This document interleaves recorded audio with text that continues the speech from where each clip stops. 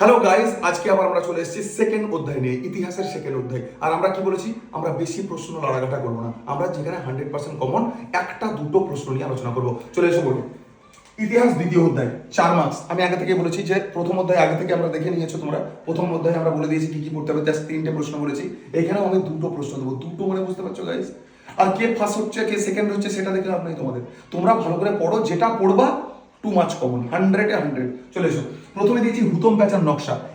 এটাতে মানে হুতম প্যাঁচার নকশা যে গ্রন্থটা, সেখানে বাংলার সমাজচিত্র মানে 19 শতকের বাংলার যে সমাজচিত্র ফুটে উঠেছে সেটার বর্ণনা একটা প্রশ্ন।